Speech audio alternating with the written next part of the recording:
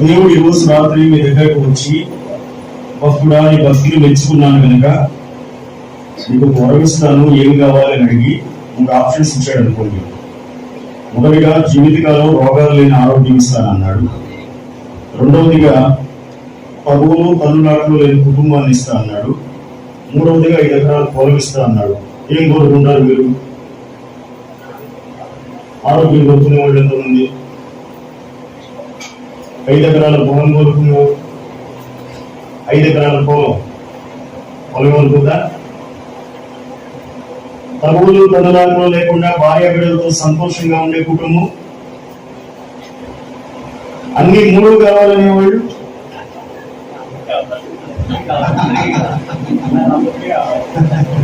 So నేనేదో just entertainment కోసం అడగలేదు. నా ప్రసంగం ముగింపులో నేను 15వ వచనం వరకు, 6వ దూత తన పాత్రను యూఫ్రటీసు అను మహానది మీద కుమరింపగా తూర్పు నుండి వచ్చు రాజులకు మార్గము సిద్ధపరచబడినట్లు దాని నీళ్లు ఎండిపోయేను. మరియు ఆ ఘట సర్పము నోట నుండి, క్రూర మృగము నోట నుండి, అబద్ధ ప్రవక్త నోట నుండి, కప్పల వంటి 3 అపవిత్రాత్మలు బయలు వెడలగా చూచితిని. అవి సూచనలు చేయనట్టి దయ్యముల ఆత్మలే.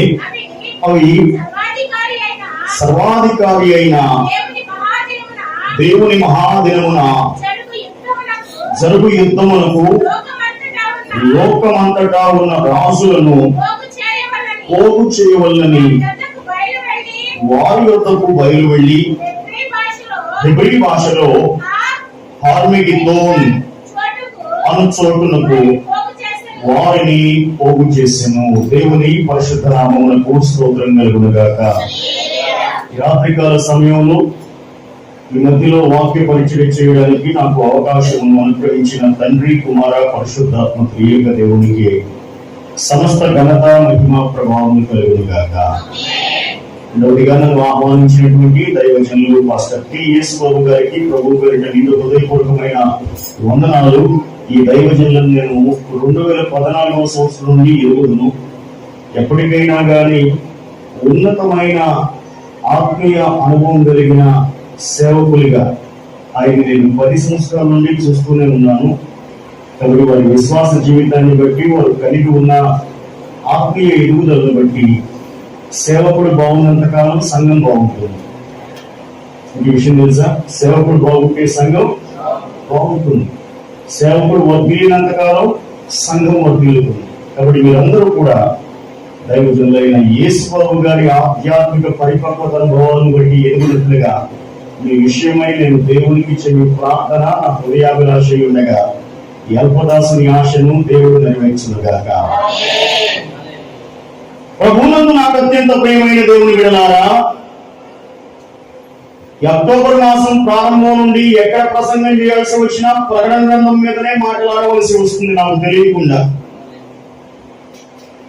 వాస్తవానికి ఈ రోజు నేను 6-7 అంశాలను మనసులోనికి తెచ్చుకొని, ప్రభువా ఇది చెప్పమంటావా?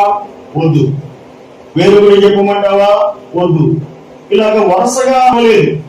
ఎందుకు మాట్లాడిస్తున్నాడు? కారణం ప్రభు నాకేమి చెప్పలు. వాక్యం చదివేవాడు, ప్రకటన గ్రంథంలో ఉన్న విషయాలు చదివేవాడు ధన్యుడు, వినేవాడు ధన్యుడు. దేవుడు మీకు ప్రకటన గ్రంథం చివరి అధ్యాయంలో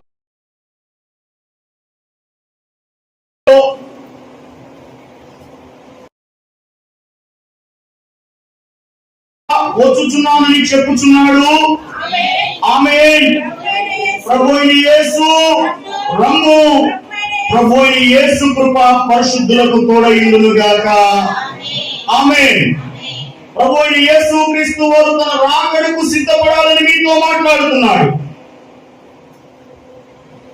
ఇందులో ఉన్న వాక్యములు వినుట, చదువుట, గైకొనుట ఎంత ధన్యమో ఆయన రాకడకు సిద్ధపడి ఆయన కృపను పొందుకొనుట కూడా అంతే ధన్యమై ఉండగా, అటు ధన్యతను ఈ ఆత్మ లేఖనముల ద్వారా ప్రభు మనకు అనుగ్రహించాలని ఆశపడుతూ ఉండగా, మన లేఖన భాగం 16వ అధ్యాయంలోనికి వద్దాం ప్రియులారా. ప్రకటన అర్థం కావాలి అంటే 3 ముఖ్యమైన విషయాలు. 1 7 ముద్రలు, 2 7 బూరలు, 3 7 పాత్రలు. 7 ముద్రలు, 7 బూరలు, 7 పాత్రలు. ఈ విషయం అర్థమైతే చాలు, ప్రకటన చాలా సింపుల్ గా ఉంటుంది మనకి. ఇప్పుడు మనం చదివిన 16వ అధ్యాయంలో దేవుని కోపముతో నిండిన 7 పాత్రలు ఉన్నాయి. ఆ 7 పాత్రలు కూడా ఈ అధ్యాయంలోనే కుమ్మరించబడినట్లుగా రాయబడి ఉంది. మనం చదివిన 12వ వచనంలో 6వ దూత దేవుని ఉగ్రతతో నిండిన పాత్రను ఎక్కడ కుమ్మరించాడు? యూఫ్రటీస్ మహానది మీద 6వ పాత్ర. 6వ పాత్రలో ఏముంది? దేని మీద కుమ్మరించాడు. కుమ్మరించినప్పుడు ఏం జరిగింది? యూఫ్రటీస్ నదిలో నీళ్లు మొత్తం కూడా ఎండిపోయాయి. నీళ్లు మొత్తం కూడా ఎండిపోయాయి. సముద్రాన్ని నదులు లేకుండా ఎండిపోజేయగలిగిన వాడు కూడా ఆయనే. ఆయన తలుచుకుంటే సమృద్ధిని ఇవ్వగలుగుతాడు. ఆయన అనుకుంటే సమృద్ధిలో నుండి శూన్యానికి, ఆయన అనుకుంటే పచ్చగా ఉండనివ్వగలుగుతాడు, లేదనుకుంటే ఎండిపోనివ్వను గలుగుతాడు. కాబట్టి దేవుని ఆ నీళ్లు ఎండిపోవాలి అంటే ప్రకటనలో రాయబడినట్లుగా అంత్య దినములలో యుగాంత సంభవాలలో 6వ దూత దేవుని కోపము కలిసినటువంటి ఉగ్రత పాత్రను నది మీద కుమ్మరించినప్పుడు ఆ నీళ్ళని క్షణంలో ఎండిపోతాయి. ఎండిపోయిన కారణం ఏం జరిగిందట? ఆ నీళ్లు ఎండిపోయాను. ఎండిపోయిన పిమ్మట ఘట సర్పము యొక్క నోటలో నుండి ఒక కప్ప వచ్చింది, క్రూర మృగము నోటిలో నుండి ఇంకొక. ముగ్గురు గురించి మొదటి వ్యక్తి ఎవరు? ఘట సర్పము. రెండవ వ్యక్తి ఎవరు? క్రూర మృగము. సర్వలోకమును మోసపుచ్చుచు అపవాది అనియు సాతాను అనియు పేరు గల ఆది సర్పమైన ఆ మహాఘట సర్పము. ఇప్పుడు ఘట సర్పం అంటే ఎవరు చెప్పండి? ఏ సర్పం అయితే ఏదెను తోటలో మన మూల పితరురాలైన హవ్వను మోసం చేసిందో, ఏ సర్పమైతే సర్వలోకమును ఈనాటికి మోసము చేస్తూ ఉన్నదో, ఏ సర్పమైతే మన సహోదరుల మీద దేవుని యొక్క రాత్రింబవళ్ళు నేరము మోపుతూ ఉన్నదో, ఆ మహాసర్పము, ఆ ఘట సర్పము అపవాది అయిన సాతాను. అపవాది అయిన సాతాను. ఇప్పుడు 16వ అధ్యాయంలో ఏమంటున్నాడు చూడండి. ఘట సర్పము నోటిలో నుండి ఒక కప్ప బయటికి వచ్చిందని. ఘట సర్పము నోటిలో నుండి ఏమొచ్చింది? ఒక కప్ప బయటకు వచ్చిన. ఆ కప్ప ఎవరు? ఒక దెయ్యం. ఘట సర్పమైన సాతానులో నుండి, సాతాను నోటిలో నుండి ఏమొచ్చింది? ఒక కప్ప. ఆ కప్ప ఎవరు? ఒక దెయ్యం. తర్వాత క్రూర మృగం అన్నాడు. క్రూర మృగము అంటే అంత్య అబద్ధ క్రీస్తు అని అర్థం. మీరు నా ప్రశ్నకు జవాబు చెప్పండి. ప్రభు యేసు క్రీస్తు వారి 2వ రాకడకు సంబంధించి గుర్తులు ఏంటి అని అడిగినప్పుడు ప్రభు చెప్పిన మొట్టమొదటి గుర్తు ఏమిటి శిష్యులకు? అమ్మా, అనేకులు నా పేరు మీద వస్తారు, నేనే క్రీస్తునని చెప్పి వారు జనులను మోసం చేస్తారు. ఎవరు వారు అనేకులు? నేనే క్రీస్తు అని చెప్పేవాళ్ళు అబద్ధపు క్రీస్తు. మీరు వాక్య భాగం చదవడానికి ఇష్టపడితే అపోస్తలుడైన పౌలు తెస్సలోనీయులకు రాసిన 2వ పత్రిక 2వ అధ్యాయంలో 3వ వచనంలో యేసుక్రీస్తు ప్రభువు రాకడని గూర్చి అనేకులు అనేక రకములుగా సంఘమును మోసపుచ్చుచూ ఉన్నప్పుడు తెస్సలోనిక సంఘములకు అపోస్తలుడైన పౌలు రాసిన మాట, మొదట భ్రష్టత్వము సంభవించి నాశన పాత్రులకు పాప పురుషుడు బయలుపడితేనే గాని ఆ దినము రాదు. ప్రభు యేసుక్రీస్తు వారి 2వ రాకడ జరగాలి అంటే ముందు బయలుపడాలి.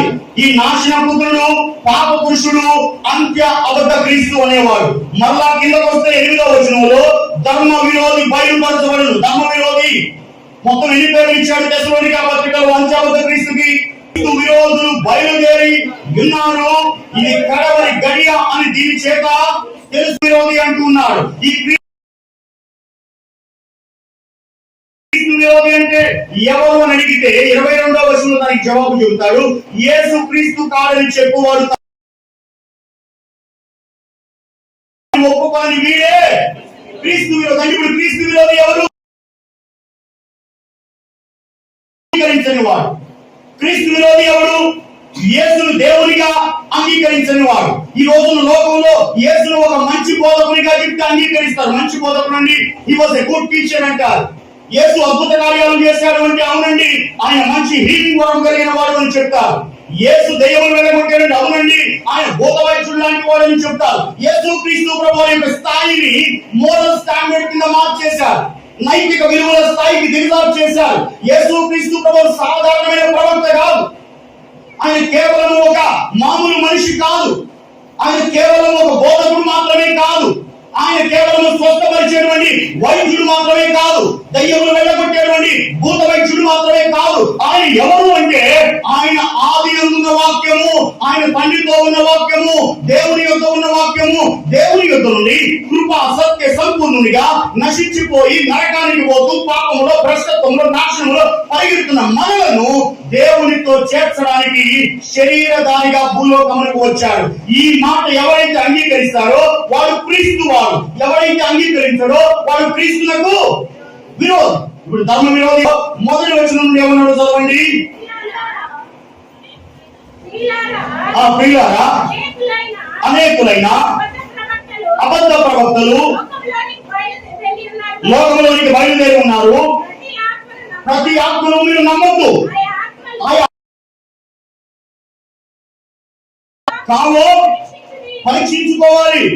పరీక్షించుకున్న పిమ్మట యేసు క్రీస్తు శరీరధారిగా వచ్చనని ఏ ఆత్మ ఒప్పుకొనో అది దేవుని సంబంధమైనది. ఏ ఆత్మ ఒప్పుకొనదో అది దేవుని సంబంధమైనది కాదు. దీనిని బట్టి దేవుని ఆత్మను మీరు ఎరుగుదురు. క్రీస్తు విరోధి ఆత్మ వచ్చునని మీరు వినిన సంగతి ఇదే. ఇది వరకే అది లోకములో లోకస్తుల మీద ఏ ఆత్మ పనిచేస్తుంది? క్రీస్తు విరోధి ఆత్మ, ధర్మ విరోధి ఆత్మ పనిచేస్తుంది. సంఘం మీద ఏ ఆత్మ పనిచేస్తుంది? క్రీస్తు స్వరక్తం నుంచి సంపాదించిన ఈ సంఘం మీద, సర్వలోకంలో ఉన్న సార్వత్రిక సంఘం మీద ఏ ఆత్మ పనిచేస్తుంది? పరిశుద్ధాత్ముడు పనిచేస్తున్నాడు. ఏ ఆత్మ? పరిశుద్ధాత్ముడు. సంఘం మీద పరిశుద్ధాత్ముడు పనిచేస్తుంటే లోకంలో ఏ ఆత్మ పనిచేస్తుంది? హలో, మీరు జవాబిస్తేనే సంఘం మంచి ఆనందంగా ఆశీర్వాదకరంగా ప్రసంగం సాగుతుంది. లేదంటే నేను కూడా మీ చేత కాసేపు హల్లెలూయాలు వాడిచ్చి ఒక పాట పాడి ఒక కథ చెప్పి ప్రశాంతంగా ముగించగలుగుతా. దేవుడు నాకు ఇచ్చిన భావం మీ మీద కుమ్మరించుకోవాలని వచ్చాను కనుక ఆత్మ సంఘములతో చెప్పుచున్న మాట చెవిగల వాడు ఆలకించును గాక. ఆలకించిన వాడు ఖచ్చితంగా స్పందించాల్సి ఉంటుంది. అవునా కాదా? మార్కు సువార్త 7 వినాలి. తర్వాత నోరెందుకు బాగు చేశాడు విన్న తర్వాత వినదాన్ని బట్టి నోటితో స్పందించాలి. ఇప్పుడు చెప్పండి, మనం ముందుగా వినాలి, విన్న తర్వాత స్పందించాలి. అంతే తప్ప మీరు ఏదో ఐఏఎస్ ఆఫీసర్ లాగా కూర్చుంటే నేను వచ్చి మీ ముందు ఒక రిక్వెస్ట్ పెట్టిపోయినట్టు ఉండకూడదు. అందరూ కూడా దేవుని వాక్యములకు స్పందిస్తే దేవుడు మిమ్మలను ఆత్మీయంగా బలపరుస్తాడు. వాటి ఆత్మీయ ఆశీర్వాదం దేవుడు మీకు దయచేయు. క్రూర మృగం నోటిలో నుండి ఒక కప్ప, ఒక దయ్యం బయటకు వచ్చింది. క్రూర మృగం అంటే ఎవరు? ఇప్పుడు హలో, ధర్మ విరోధి. క్రూర మృగం అంటే ఎవరు? యేసు. యేసు దేవుడై ఉండి శరీరమును ధరించుకొని వచ్చాడని అంగీకరించని వాడు ధర్మ విరోధి. యేసు శరీరమును ధరించుకొని భూలోకములకు రక్షకుడిగా వచ్చాడని అంగీకరించని వాడు క్రీస్తు విరోధి. పుత్రులకు పాప పురుషుడు వాడే క్రూర మృగం. వాడే చివరి దినములలో నోట్లలో ఒక కప్పు బయటకు వచ్చింది. ఏమిటా కప్ప? దెయ్యం. క్రీస్తు విరోధి నోట్ల నుంచి బయటకు వచ్చేది ఏమిటి? దెయ్యం. మూడవదిగా చూస్తే మీరు అమ్మా అబద్ధ ప్రవక్త. ఈ అబద్ధ ప్రవక్త అనేవాడు ఎప్పుడు సాతానికి అనుచరుడిగా పనిచేస్తూ ఉంటాడు. అబద్ధ ప్రవక్త అంటే ఎవరు చెప్పండి?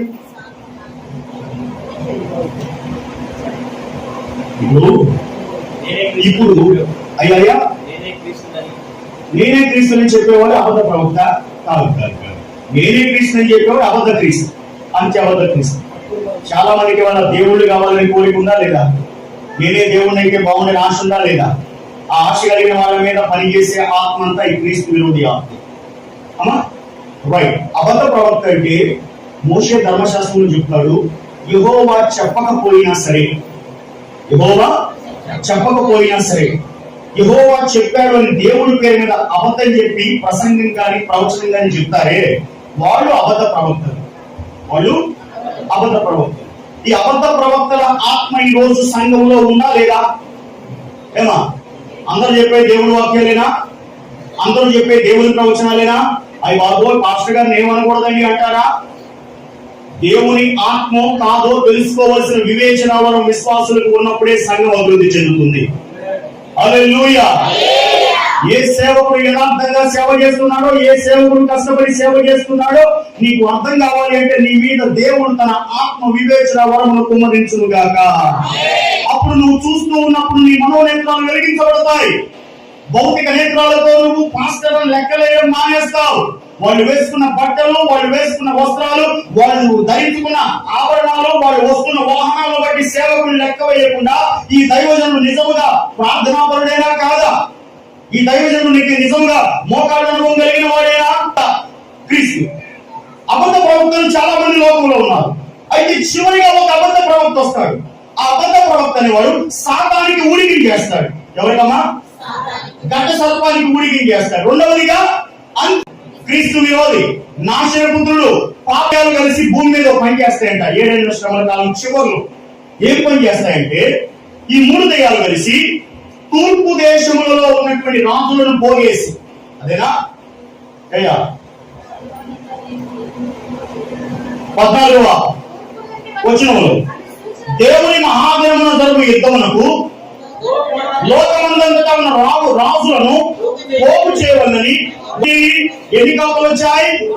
ఆ 3 కప్పలు కూడా 3 దయ్యాలు. ఈ 3 దయ్యాల పని ఏంటి?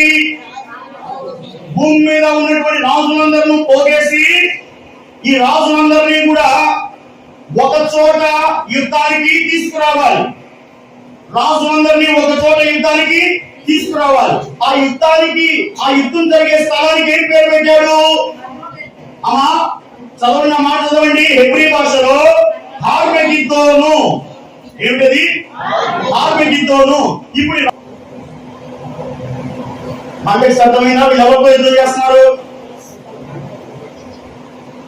ఎవరితో? వీళ్ళు యుద్ధం చేయబోయేది నరులతో కాదు. ఎవరితో? సాక్షాత్తు సర్వలోకములను సృష్టించిన సర్వలోకనాథుడైన దేవునితో వీరు యుద్ధం చేయడానికి సిద్ధపడ్డారు. దేవుడు ఒక పక్క, దయ్యముల చేత ప్రేరేపించబడిన భూలోకపు రాజులు ఇంకో పక్క. దేవుడు ఈ భూలోకపు రాజులు వీరు యుద్ధం చేసుకునే ప్రదేశానికి పెట్టబడిన పేరు హార్మెగిద్దోన్. ఈ హార్మెగిద్దోన్ యుద్ధంలో దేవుడు గెలుస్తాడా? దయ్యముల ప్రభావితము చెందినటువంటి శక్తిని గురించి మాట్లాడుతూ 15వ వచనం నుండి అంటాడు, త్రాసు మీద దూరి సూక్ష్మ రేణువుల వలె ఉన్నవి. సమిధలకు లెబానోను జనములు ఉన్నా కానీ లేనట్టుగానే ఉన్నారు. ఆయన దృష్టికి జనములు అభావముగా బకిరేస్తాం తాడేసామంటే వారు దేవుని దృష్టికి లెక్కలేని వాళ్ళు. దేవుని దృష్టికి లెక్కలేదు. నువ్వేదో పెద్ద గొప్ప అనుకుంటావు. జ్ఞానం కలిగిన వాడిని, గర్వ కలిగిన వాడిని, పొరవు కలిగిన వాడిని నేను గట్టిగా చేతనండి చాలు నీటి బిందువుల వంటి వాడి దేవుడిని లెక్కేపో. కింద ఉంటాడు త్రాసు మీద. అసలు త్రాసు మీద తూరి లెక్కుండదు. లెక్కుండిద్దా? త్రాసు మీద తూరి ఎవరికి? సూక్ష్మ రేణువుల వలె ఉన్నవి. ద్వీపం అంటే నేల, సముద్రం మధ్యలో ఉన్న నేల. దేవుడు దయ వల్ల ఇప్పుడు దాకా ఇది సాక్ష్యంగా విమానంలో 20 దేశాలు కూడా విమానంలో వెళ్తున్నప్పుడు భూమి మీద నుండి 33,000 అడుగుల ఎత్తులో వెళ్ళాలి విమానం. పైకి చూస్తేనే ఆకాశ విషయాలు కనపడుతుంది, కిందకు చూస్తేనే మేఘాలు కనపడతాయి. ఆ మేఘాల కింద సముద్రం కనపడింది. ఆ సముద్రంలో వాణిజ్యపు నౌకలు ఉంటాయి. వాణిజ్యపు నౌకలు అంటే బిజినెస్ షిప్స్. ఈ బిజినెస్ షిప్స్ ఎంత ఉంటాయి? మనం భూమి మీద చూసినప్పుడు చాలా పెద్ద పెద్దగా ఉంటాయి కదా. ఆకాశంలో నుండి, విమానంలో నుండి, కిటికీలో నుండి కిందకు చూస్తే అవన్నీ కూడా మనం ఆడుకునేటువంటి చిన్న చిన్న ఆట బొమ్మలు ఉంటాయే అలా కనబడతాయి. అరే విమానంలో తిరిగేటువంటి నాకే అలా కనబడితే విమానాల కన్నా పైన ఉన్నటువంటి సర్వలోకనాథుడే, భూమి ఆకాశములను మహత్వ కలిగిన మాట చేత సృజించిన వాడే, ఆయన ఉన్నత శిఖరం పైన ఆసీనుడైన వాడే, అటువంటి ఆయన దృష్టికి ఎలా కనబడుతున్నాయి? సూక్ష్మ రేణువులు. మనం పెద్ద పెద్ద ద్వీపాలు, అరే ఆయన ఒక్క సెంటు స్థలం ఉంటే ఆగుతావాళ్ళు. భూమి మీద సెంటు స్థలం ఎక్కువదాక ఒక ఎకరం పొలం ఉంటే నిన్ను ఆపేవాడెవడు లేడు. ఈ రాజధాని కొత్తలో వాడు పొలం అమ్మి రాజధాని ప్రాంతం వాడు పచ్చగడ్డి BMW కార్లో మోసిపోయాడు. పచ్చగడ్డి దేంట్లో తీసుకెళ్ళాలి బిడ్డ?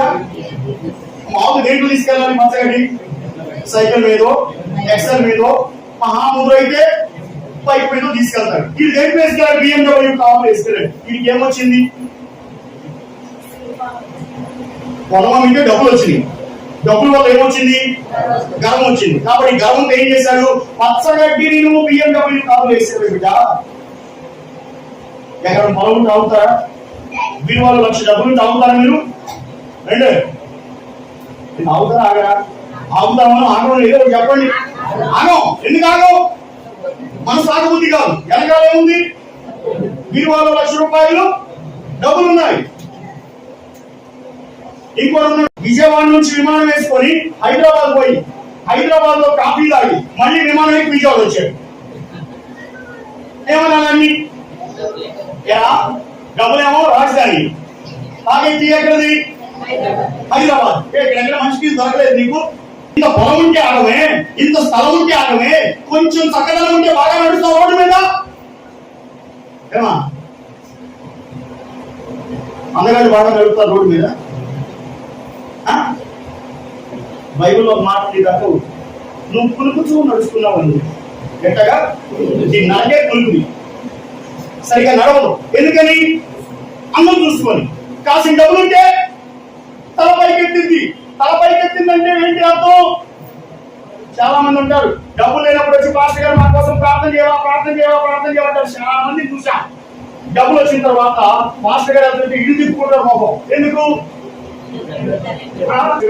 7 లక్షల రూపాయలు నాకు ఆశీర్వాదం ఇచ్చాడు కనుక, నా కోసం ప్రార్థన చేశావు కనుక దేవునికి వందనాలు, నీకు వందనాలు అని ముందు ఒక మాట చెప్తే అది దేవునికి ఉంటుందా లేదా? మీ భయం ఏంటి? పాస్టర్ గారికి ఎక్కడ దర్శనం ఇయ్యాలో, లేకపోతే పాస్టర్ గారు ఎక్కడ డబ్బులు అడుగుతారో, లేదా ఎవరికైనా మధ్యలో ఉంటా తెలియాలి. ఇది కపటమా కాదా? యథార్థత కపటమా?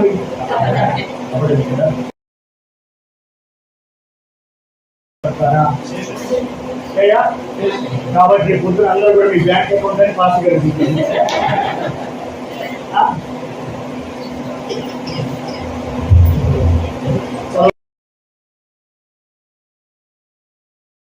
సూక్ష్మ రేణువుల వలె ఉన్నవి. సూక్ష్మ రేణువులు కంటికి కనిపించినట్లుగా ఉన్న సూక్ష్మ రేణువులు. కిందకు వస్తే సమిధలకు లెబానోను చాలకపో. లెబానోను దేవదారు వృక్షాలు, లెబానోను పర్వతం మీద దేవదారు వృక్షాలు పెరుగుతాయి. ఈ లెబానోను పర్వతం మీద పెరుగుతున్నటువంటి దేవదారు వృక్షాలన్నీ కూడా కట్టెలుగా పెంచాలంటే దేవుడి దృష్టికి సరిపోవట. కిందకు వస్తే ఏమంటారు? దాని దగ్గర ఉన్నటువంటి పశువులు దహన బలికి సరిపోవు. దహన పశువులు 1000 కొండల మీద ఉన్న పశువులన్నీ నిజమపించాలనుకునే పశువులన్నీ కూడా సాధించాలని కూడా ఎగిరిపడుతున్నారు. కానీ వారు ఉన్నారు కానీ లేదంటే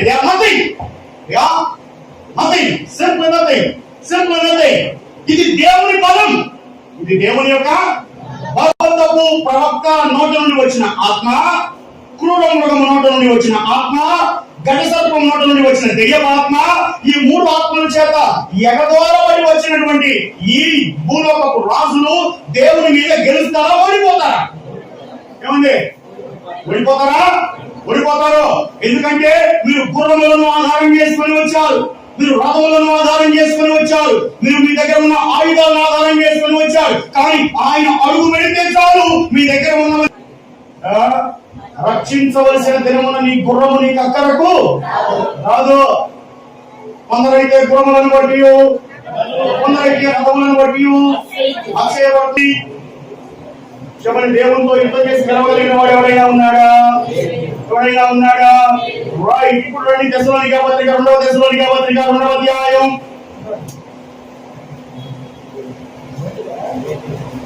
8వ వచనం చదవండి. అప్పుడు ఆ ధర్మ విరోధి చదవండి, ప్రభు అయిన యేసు తన నోటి ఊపిరి చేత వారిని సంహరించి ఎవరిని ధర్మ విరోధి ఎవరు సంహరించారు? యేసు. ఎవరిని సంహరించాడు? ధర్మ విరోధి. చూసి చూసి చూసి అది కష్టపడ్డావు, బాగానే ఉంది. రాత్రంతా ఊదే బాగానే ఉంది. కానీ మందిరం ఎవరిదంటావు? నాదంటావు. నా మందిరం. నేను రాత్రంతా ఊదాడు, రాత్రంతా ఊదాడు. కాబట్టి తెల్లారి పొద్దున్నే అవన్నీ టపా టపా టపా టపా రాయిపోతూ ఉంటాయి. ఈ రాలిపోయేప్పుడు ఈ పాట పడతాడు. రాత్రంతా ఊదిన బోర్లో ఎంతకాలం ఉన్నాడు బిడ్డ? ఎంతకాలం?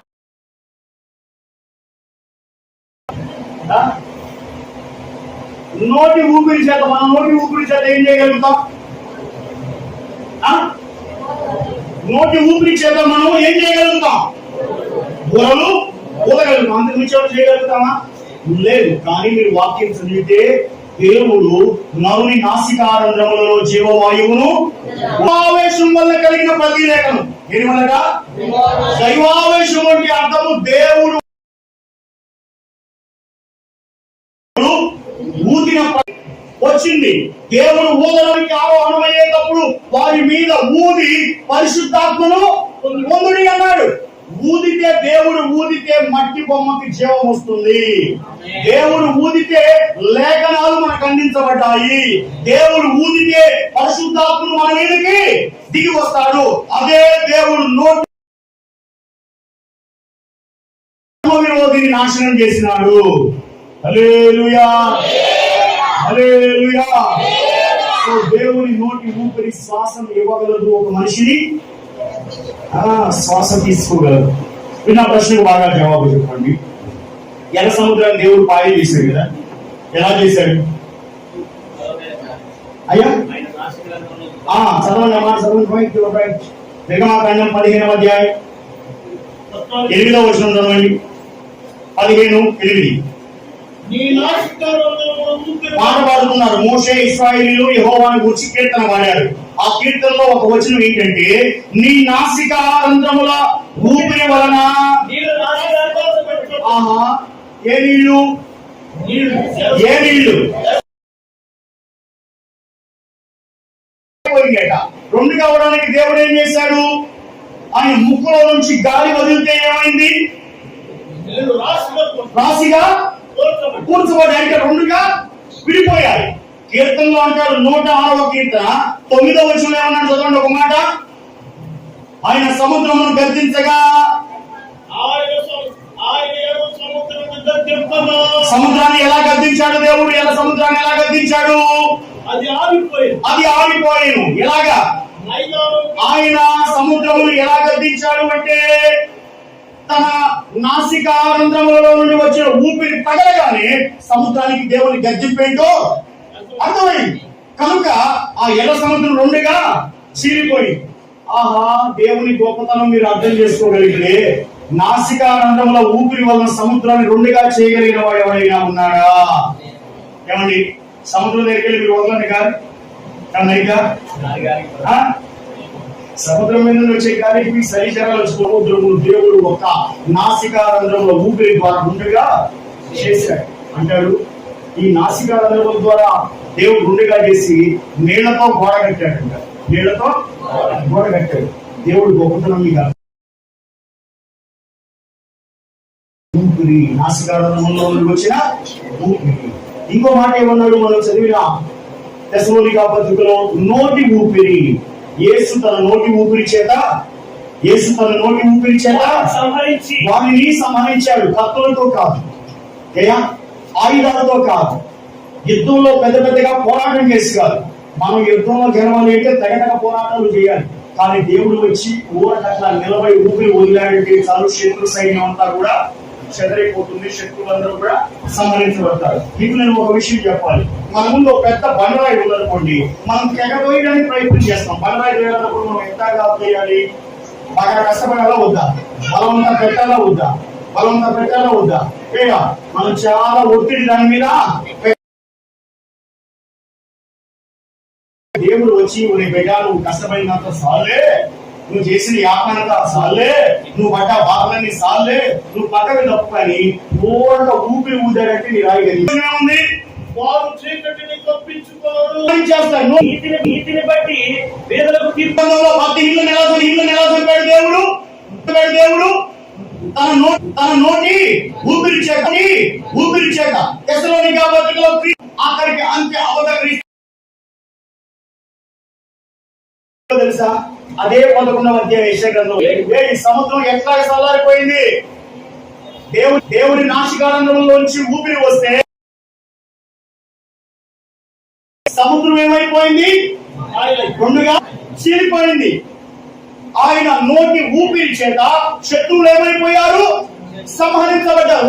ఆ దేవుని వేడిగా తగిలి. ఇప్పుడు అర్థం కావాలని చెప్తా. సూర్యుడు అంటే మీరు ఎంతమందికి ఇష్టం? సూర్యుడు అంటే ఎంతమందికి ఇష్టం? ఇష్టమా కాదా? ఇష్టం లేదా? సరే, సూర్యుడిని ఇష్టం కనుక సూర్యుడిని ఒకసారి పోయి కౌగిలించుకుందామా? ఎందుకని? ఎండాకాలం ఒక నల్లటోడికి పెళ్లి చేయడానికి పోయాను నేను. ఆ రెండుమే నల్లగా ఉన్నాడు. అయ్యా, ఈ నల్లటోడు అంటాడు, మాస్టర్ గారు నాకు కాదు ముందు సూర్యుడికి పెళ్లి చేయండి అంటాడు. ఎందుకురా అన్న అంటే, అయితేనేమో సూర్యుడు భార్యని ప్రేమిస్తా భార్య వెనకాల తిరుగుతాడు, లేదా భార్యతో తగులాడుకుంటా భార్య వెనకాలే తిరుగుతాడు. సూర్యుడికి పెళ్లి చేయలేదు కనుక, సూర్యుడికి భార్య లేదు కనుక వాడి వేడి మొత్తం నా మీద కుమరిస్తున్నాడు. వాడి వేడి మొత్తం నా మీద కుమరిస్తాడు. కాబట్టి ఎట్లాగంటే లేదు నేను అసలే నల్లగా ఉన్నాను. అవి పాపం 3 గంటలు మేకప్ వేసారు. అక్కడ ఆడపిల్లలు వేస్తే అందంగా ఉంది. అంతేనా? మీరు పెళ్లి కూతురు కన్నా బాగా సోకంగా ఎంత వేసినా కానీ లేదు అంటాడు. ఎంత బుద్ధినా, ఎంత పోయినా నలుగు నలిపే కానీ తెలుగు కాదు కదా పాప. ఆయన బతుకు అట్ట అయిపోయింది అని అంటాడు. మాస్టర్ గారు నువ్వు వాడిని ఏమంటలేదు కనుక, వాడికి వ్యతిరేకంగా ప్రార్థన చేయలేదు కనుక నేనే నా తలాటలు చూపిస్తానని ఇది బయటికి పోయి పై పెళ్లి రోజున అయ్యా పెళ్లి రోజున 3 గంటల మేకప్ ఏమైపోద్ది? ఇప్పుడు ముందు తొడవాలిగా. ఏమైపోయింది? మేకప్ మొత్తం పోయింది. ఇప్పుడు చెప్పండి, వాడికి సూర్యుడు అంటే ఇష్టం ఉండిద్దా? ఏమా ఇష్టం ఉండిద్దా? ఎందుకు ఇష్టం ఉండదు? సూర్యుడు వేడికి మనుషులు ఏమైపోతారు? నల్లమైపోతారు. ఇప్పుడు అదే సూర్యుడు ఎండాకాలంలో భయంకరమైన ఎండ గుమ్మాయించారు. అప్పుడు ఏమైంది? మాడిపోతారా? మసైపోతారా? ఎండాకాలంలో చాలా బాధపడతాం మనం.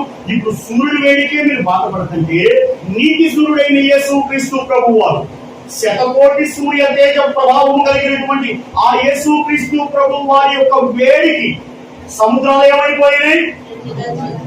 రెండుగా చీలిపోయాయి. ఆయన వేడికి మనుషులు ఏమైపోతారు? కరిగిపోతారు. ఇప్పుడు అటువంటి ఆయన నోటి ఊపిరి చేత ఎవరిని సంహరించాడు? క్రూరముఖమై ఉన్న అంత్య అబద్ధ క్రీస్తుని ఆయన సంహరించాడు. క్రీస్తు విరోధిని ఆయన సంహరించాడు. ఆమె యుద్ధం ముగిసిపోయింది. ఇప్పుడు పాట ఏంటి చెప్పండి? ఘట సర్పం నుంచి ఏమొచ్చింది? కప్ప. ఇంకో కప్ప ఎవరి నోట్ల నుంచి వచ్చింది? ఇంకో కప్ప ఎవరి నోట్ల నుంచి వచ్చింది? ఈ 3 ఆత్మలు కలిసి ఏం చేసినాయి? దయ్యాత్మలు రాజులందరి భూమి మీద ఉన్న రాజులందరినీ ఎక్కడికి పోగేశాయి? ఆర్మిగిద్దం దగ్గర. ఈ ఆర్మిగిద్దం దగ్గర భూరాజులందరూ ఎవరితో యుద్ధం చేయాలనుకున్నారు? దేవునితో. ఈ దేవునితో యుద్ధం చేయాలనుకున్నప్పుడు దేవుడు ఏం చేశాడు? తన నోటి ఊపిరి చేత అంత్య అబద్ధ క్రీస్తు నాశనము చేశాడు. సరే, ఈ కథ అంతా మాకు ఎందుకు భాషగా నడవచ్చు? ఇంకో విషయం, మనకు కూడా మన హృదయమే ఒక హార్మికి తోలుస్తారు. మన హృదయం ఉందా? హృదయం ఉందా? చెప్పండి. నా హృదయం నిండా యేసే ఉన్నాడని చెప్పండి. నేను అయితే చెప్పడం కాదు, ఉన్నాడని మీరు ధైర్యంగా చెప్పండి. చూస్తారా? పాట పాడమంటే పాడతారు. నిండా పాడతారు, తెగ పాడతారు. ఏడు ఉన్నాడు యేసు. చూపించు యేసు నీ దగ్గర ఉంటే, యేసు నీ దగ్గర గుండె నిండా. నీ మీదకి వస్తున్న దయ్యాలు నీ హృదయంలో ఎక్కడ ఉన్నాయి? పేతురు పత్రిక 2వ అధ్యాయం 11వ.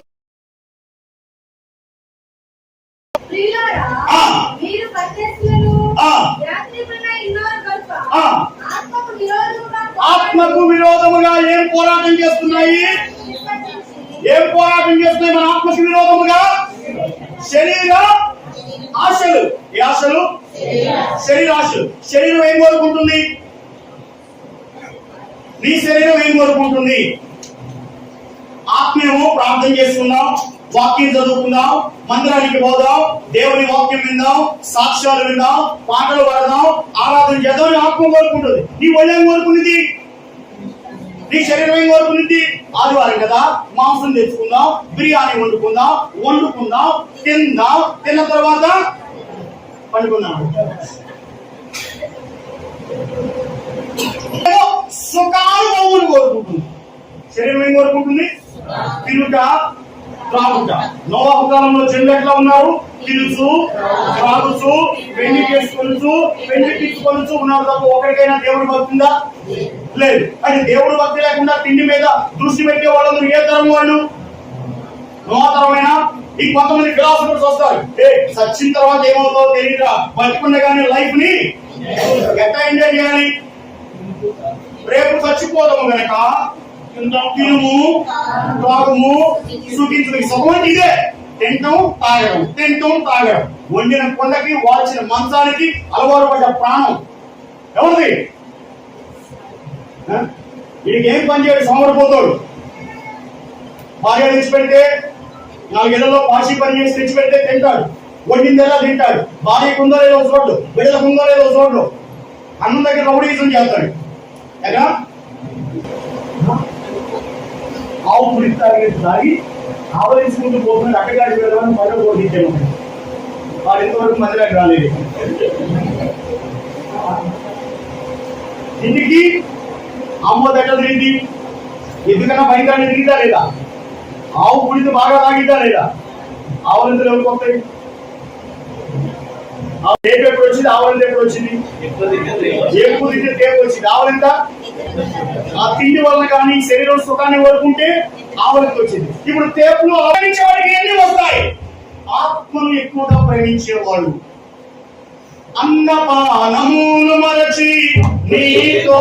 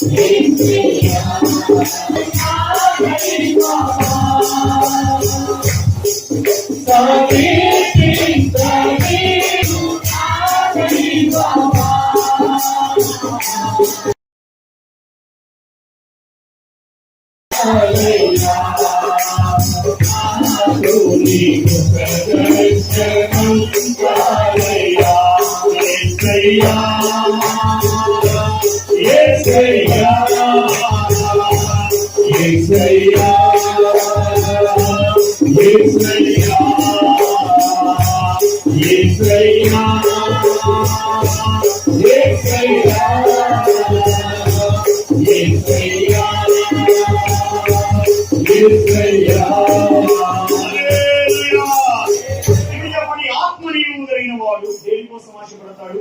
శరీరాన్ని నలగొట్టుకుంటాడు, అన్నం తింటే ఆపేస్తాడు, అన్న పానీయములు మరిచిపోతాడు. వారికి దేవుణ్ణి చూడడమే చాలా ఇష్టం. దేవుని సన్నిధిలో, దేవుని మందిరములో పచ్చని ఒలివ ముఖ్య జీవితాన్ని కలిగి ఉండడం వారికి చాలా ఇష్టం. వాడు తిండి మీద ధ్యాస ఉండదు. తిండి మీద ధ్యాస ఉండదు. తినాలి, తాగాలి, పండుకోవాలి, నిద్రపోవాలి, సుఖం ఉండాలి. You should not have more comfort in your life. You should not have more luxurious life. Even the Bible says luxurious life is against the godly life. సుఖమును ప్రేమించుట, విలాసవంతముగా జీవించుట, ఖరీదైన జీవితం జీవించుట, ఆశపడే ప్రతి ఆశ కూడా దైవ నియమానికి వ్యతిరేకమైనది. రోమా పత్రికలో అపోస్తలుడైన పౌలు చెప్పిన మాట చదవండి. అపోస్తలుడైన పౌలు రోమీయులకు రాసిన పత్రిక 8వ అధ్యాయం, 7వ అధ్యాయం chapter 7 verses 22, 23 and 25. అంతరంగ పురుషుని బట్టి దేవుని ధర్మశాస్త్రమందు నేను ఆనందించుచున్నాను. అంతరంగ పురుషుడు దేనిలో ఆనందిస్తున్నాడు? దేవుని ధర్మశాస్త్రములో ఆనందిస్తున్నాడు. ఆ దివారాత్రము యెహోవా ధర్మశాస్త్రమును ధ్యానించువాడు ధన్యుడు. వాడు ఎవరట? అంతరంగ పురుషుడు. అయితే వేరొక నియమము నా అవయవములలో ఉన్నట్టుగా నాకు కనబడుతున్నది. నా అవయవములలో ఉన్న పాప నియమములకు నన్ను చెరబట్టి లోపరుచుకొనుచున్నది. అంటే ఒకే హృదయంలో ఎన్ని నియమాలు ఉన్నాయి? 25వ వచనంలో చదవండి ఒకసారి. దేవుని కృతజ్ఞతాస్తుతులు చెల్లించుచున్నాను కాగా మనసు విషయంలో దైవ నియమం, శరీర విషయంలో పాప నియమం. ఎన్ని నియమాలు ఉన్నాయి? ఏమిటి? మొదటి నియమం దైవ నియమం, దేవుని వాక్యం ధ్యానించడం, అంతరంగ పురుషుడు అభివృద్ధి చెందాలని కోరుకోవడం. ఇంకొక నియమం ఏమిటి? పాప నియమం. ఈ పాప నియమం ఏం చేస్తూ ఉంది? మన శరీరాన్ని చెరబట్టి లోపరిచి తీసుకొని పోతూ ఉంది. అంటే నీ హృదయం హార్మిక్ యుద్ధ స్థలమా కాదా? యుద్ధ స్థలమా కాదా? యుద్ధ స్థలమే. అంగీకరించడానికి సంబంధించిన ఛాయలన్నీ వాళ్ళని హృదయంలో జరుగుతున్నాయి. దెయ్యాలు నిన్ను ప్రేరేపిస్తూ ఉంటాయి ఒక పక్క, ఇంకో పక్కేమో పరిశుద్ధాత్ముడు నిన్ను ప్రేరేపిస్తూ ఉంటాడు. ఈ పరిశుద్ధాత్మునికి దెయ్యాలకి యుద్ధ సంగ్రామం జరిగేటువంటి స్థలం ఏదైనా ఉందంటే అది నీ హృదయమే. అది హృదయమే. చూడండి, భూలోకంలో యోబు ఉన్నాడు, పరలోకంలో దేవుడు ఉన్నాడు. సాతాను దేవుడి దగ్గరికి వెళ్ళాడు. దేవుడు ఏమన్నాడు? యోబు అంత మంచోడు ఇంకొకడు లేడు. అంటే సాతాను యుద్ధం చేశాడా చేయలేదా? చేశాడు. సాతాను యోబు ఎవరు ఏంటో నేను చూస్తా అని అడలేడా అన్నాడు. భూమి మీద ఉన్న యోబుకు ఆ సంగతి తెలుసా? తెలియదు. చూడండి, ఈ యుద్ధంలో దేవుడు సాతాను వేసుకున్న ఈ పందెంలో, ఈ యుద్ధంలో యోబు ఎవరిని గెలిపించాడు? ఎవరిని? దేవుడిని గెలిపించాడా? ఇప్పుడు ఎవరు సంతోషిస్తారు? దేవుడైనా? ఎవరికి అవమానం కలుగుతుంది? సాతానికైనా? రైట్. మీరు 2వ సమూయేలు గ్రంథం 24వ అధ్యాయం చదివితే ఒకరోజు దైవ నియమానికి దూరంగా, పాప నియమానికి దగ్గరగా ఉన్నటువంటి దావీదు మనసులో ఆశ పుట్టించుకున్నాడు. ఏమని? లెక్కించుకోవాలి అని చెప్పి ఆ ఆశ పుట్టించుకున్నప్పుడు ఒక చోటేమో యెహోవా దావీదు హృదయాన్ని అలా ప్రేరేపించాడని రాసుంటుంది. ఇంకొక చోటేమో సాతాను దావీదు హృదయాన్ని ప్రేరేపించాడని రాసుంటుంది. చాలా మందికి వచ్చే క్వశ్చన్ ఏంటంటే, ఈ దావీదు జనాలను లెక్కించడానికి దేవుడు కారణమా లేకపోతే సాతాను కారణమా అని ప్రశ్న. చెప్పండి, యోబుకు వచ్చిన శ్రమకి దేవుడు కారణమా సాతాను కారణమా? యోబుకు వచ్చిన శ్రమకి దేవుడు కారణమా సాతాను కారణమా?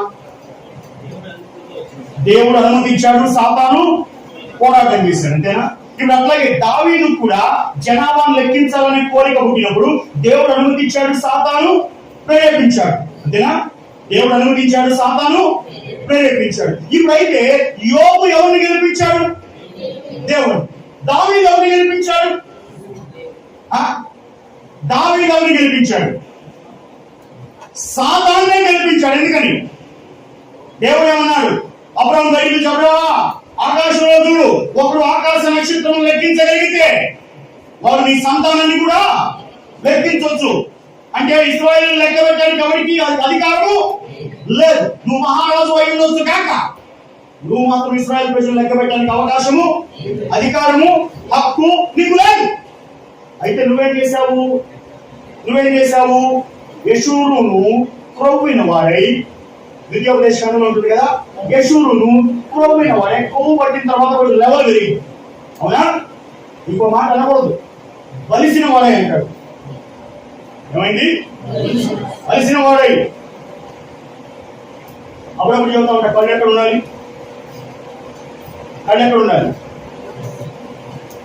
కళ్ళు ఉన్నాయా? మీ కళ్ళు ఎక్కడ ఉన్నాయి? కళ్ళు ఎక్కడ ఉన్నాయి? ఏంటండి మీ కళ్ళు ఎక్కడ ఉన్నాయి మీకు తెలియదా? ముఖం మీద ఎక్కడ ఉన్నాయి? ప్లేస్మెంట్ కళ్ళకి ఉంది. ఎక్కడ? నొసల కింద, ముక్కు మీద. అంతేనా? ఇప్పుడు ఇక్కడ ఉండాల్సిన కళ్ళు కాస్త ఇక్కడికి ఎగిరి అనుకో, అప్పుడు ఎట్లా చూస్తాం? ఇట్లా చూస్తాం. అంటే మనం తలపైకి పెట్టాల్సిన మళ్ళీ కళ్ళు ఎక్కడ ఉన్నాయి అనుకో, కళ్ళు ఎక్కడ చూస్తాయి? పైకి చూస్తాయి. ఇప్పుడు మన కళ్ళు ఎట్లా చూస్తున్నాయి? హారిజాంటల్ గా, అంటే సమాంతరంగా ఇట్లా చూస్తాయి. అవునా? అదే ఇప్పుడు ఇక్కడ కళ్ళు ఎక్కితే పైకి వర్టికల్ గా చూస్తాయి. అవునా? అంటే కళ్ళు నెత్తికెక్కడం గురించి మాట్లాడుతున్నాను నేను. ఇప్పుడు కళ్ళు నెత్తికెక్కడి నీకు? కళ్ళు నెత్తికెక్కడి? ఇప్పుడు కళ్ళు నెత్తికెక్కిన వాళ్ళు ఒకవేళ సమాంతరంగా హారిజాంటల్ గా చూడాలంటే ఏం చేయాలి? తల వంచాలి, దించాలి. అవునా? బాగా వినండి, కళ్ళు నెత్తికెక్కిన ప్రతి ఒక్కరికి దేవుడు దించుతాడా లేదా?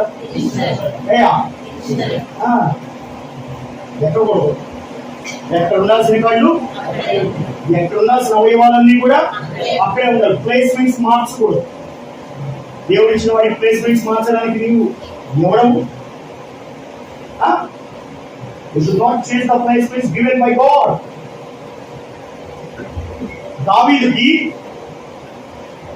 బుర్రలో ఒక ఆలోచన వచ్చింది. దేవుడు ఇవ్వని ప్లేస్మెంట్, దేవుడు ఇచ్చిన ప్లేస్మెంట్ కాదు. ఏమిటి ఆలోచన? ఇశ్రాయేలు ప్రజలను నేను లెక్క పెట్టాలి. లెక్క పెట్టిన తర్వాత పక్షపాత పాపం చేశాక ఏ ప్రవక్తను పంపించాడు దావీదు దగ్గరికి? నాతానీయులు. నాతాను.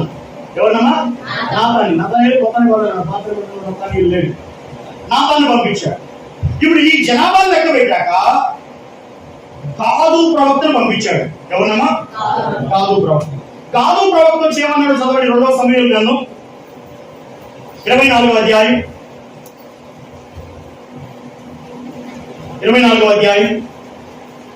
13వ వచనం నుండి చదవండి. కావున గాదు దావీదు వద్దకు వచ్చి ఇట్లని సంగతి తెలియజెప్పాను. నీవు నీ దేశమందు 7 సంవత్సరములు క్షామం కలుగుటకు ఒప్పుకొందువా? నిన్ను తరుముచున్నా నీ శత్రువుల ఎదుట నిలువలేక నీవు 3 నెలలు పారిపోవటకు ఒప్పుకొందువా? నీ దేశమందు 3 దినములు తెగులు రేపుటకు ఒప్పుకొందువా? ఏదైనా ఒక శిక్ష మాత్రం నువ్వు ఖచ్చితంగా అనుభవించాల్సింది. ఎందుకని?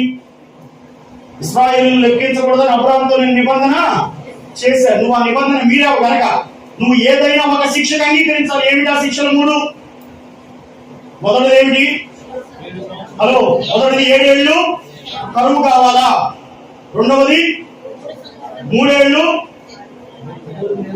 నెలలు పారిపోతావా శత్రువును తరిమితే? ఇంకోటి తెగులు రావాలా? 3 రోజులు తెగులు రావాలా? ఏది కావాలని అడిగారా? ఇప్పుడు నేను మొదట్లో ఏం ప్రశ్న అడిగాను మిమ్మల్ని? రాగానే ఆరోగ్యం కావాలా? కుటుంబం సమాధానంగా నెమ్మదిగా ఉండాలా?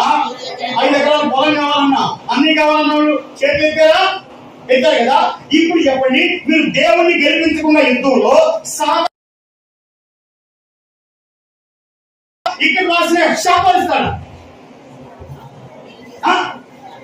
ఇప్పుడు దేవుణ్ణి ఎన్నిసార్లు మీరు వాడుకుంటుంటారు? దేవుడు మిమ్మల్ని సత్తువ కలిగిన భూమిలో నాటినప్పుడు మీకు పాది చేసి రాళ్ళు ఏరి ముళ్ళు తీసి ఎరువు వేసి నీళ్లు పోసి దేవుని వాక్యం ఇచ్చి చదువుకోవడానికి వివరించడానికి దైవం మీకు ఒక గొప్ప సాక్షి సమూహం లాగా పరిశుద్ధమైనటువంటి ప్రవర్తన కలిగి ఉండమని దేవుడు మిమ్మల్ని సత్తు కలిగిన సంఘంలో నాటితే, మీరు మాటికి సారికి దేవుని దుఃఖపెడతా, దేవుని యుద్ధంలో వడబడుతూ ఉంటే, దేవుడు దావీదును శిక్షించిన వాడు మిమ్మల్ని శిక్షిస్తాడా? శిక్షించడా? మీరు చేసిన పాల్గొని కనుక, ఎదురు మతంలో అయ్యావు కనుక, రెట్టమతంలో అయ్యావు కనుక, తిరుగుబాటు చేస్తావు కనుక, అన్ని నాకు తెలుసు అనుకుంటున్నావు కనుక, వాక్యం కంటే, దేవుడి కంటే, దైవజనుడి కంటే, సంఘం కంటే నువ్వే పెద్ద మేధావు అనుకుంటున్నావు కనుక నీకు ముళ్ళు పెడతాను. నీకు మరణకరమైన రోగం కావాలా? నీ బిడ్డలు డ్రగ్స్ కి, గంజాయికి బానిసలై భ్రష్టులు అయిపోవాలా? లేకపోతే నీ దగ్గర ఉన్న ఆస్తి అంతా పోయి నువ్వు నిరుపేదం అయిపోవాలా అని 3 ఆప్షన్స్ ఇచ్చాడని ఏది కోరుకుంటావు? ఏం కోరుకుంటావు? మంటికి రూపం ఇచ్చినట్లుగా, కుండకు రూపం ఇచ్చినట్లుగా కుమ్మరి వాడిని చేయవాడను నేనే. ఆ కుండను పగలగొట్టడానికి బాగు చేయవాడిని, నాశనం చేయవాడిని, పంపించేవాడిని కూడా నేనే. దేవుని గెలిపిస్తే ఆశీర్వాదం పొందుకోవడం ఎంత వాస్తవమో, దేవుణ్ణి ఓడగొడితే ఇప్పుడు చెప్పండి, ఆశీర్వాదాలే కావాలా?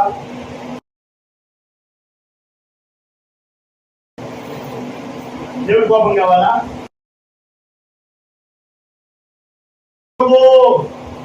ఒక క్షణమైన నీ కోపంలో నేను కాలలేనయ్యా, నేను వదలేను నాయన.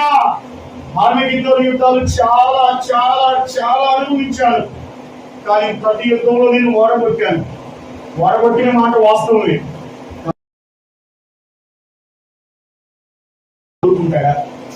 హోషేయ గ్రంథం 2వ అధ్యాయం, హోషేయ గ్రంథం 2వ అధ్యాయం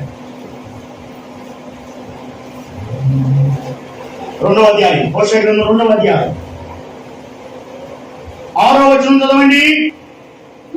ముండ్ల కంచె దాని మార్గం, మొదటి పేరు ముళ్ళ కంచె, నేను చెడిపోయాను అని నీకు బుద్ధితో ప్రదర్శిస్తాను. దేవుడు సాతాను దగ్గరికి వస్తా, అరణ్యంలో యుద్ధంలో గెలిచిన దేవుని హృదయంలో సమయంలో 24వ అధ్యాయం నేనే. గొర్రెల వంటి మీరేమి చేశారు? దేవుని ఓడగొట్టిన మాట వాస్తవం కదా? దేవునికి అవమానం నీ మూలంగా కలగలేదా? దేవుణ్ణి కానీ ఒక అవకాశం మాత్రం ఉంది. ఏమిటంటే మరలా నేను నా మొదటి పెళ్లి దగ్గరకు పోతాను అని ఎప్పుడైతే విడిచితివి. నేను చదువుతున్నాను, నన్ను అనుసరించి పలకండి. దానికి తొట్టిల్లు మోకాళ్ళను దృఢపరచుడి, కత్తరిల్లు భయపడక వచ్చుచున్నాడు.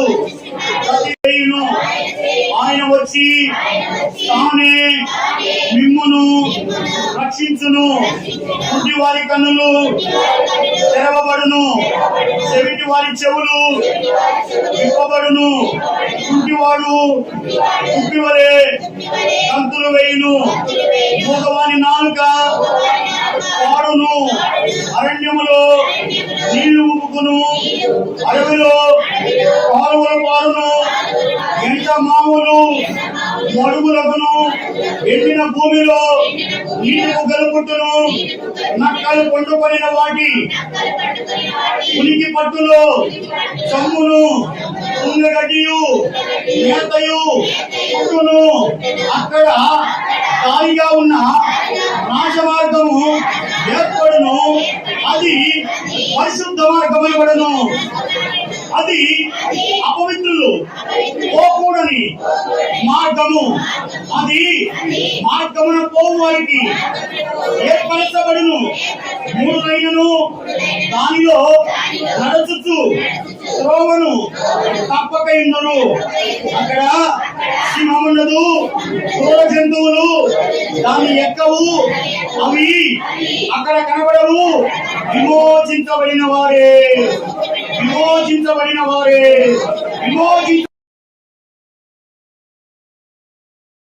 విమోచించిన వారు పాటలు పాడుతూ తిరిగి నిత్యానందముండును. వారు ఆనంద సంతోషములు గలవారై వచ్చెదరు, దుఃఖమును నిట్టూర్పును ఎగిరిపోవును. దేవుడి వాక్య భాగం మనస్ఫూర్తిగా చదివిన ప్రతి ఒక్కరిలో ఫలింపజేయును గాక. తల వంచి కళ్ళు మూసుకొని ప్రార్థన చేసుకుందాం. అందరూ నిలబడినట్లే. సంగ ప్రతిరూపము పరమ యెరూషలేము, సంగ ప్రతిరూపము పరమ సౌందర్య ప్రియులో యేసయ్యా, యేసయ్యా, సౌందర్య ప్రియులో నీ మనోహరమైన ముఖము దర్శించును. సౌందర్య ప్రియులో నీ ప్రియులు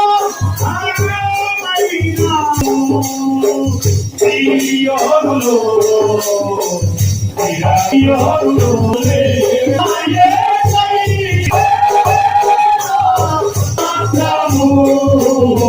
నిత్యము ఆనందమే నీతో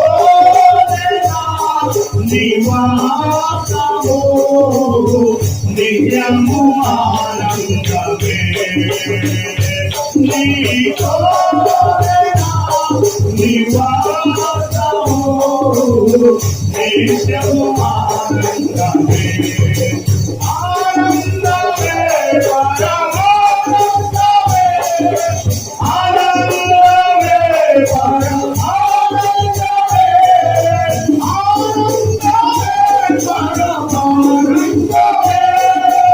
పరమానందమే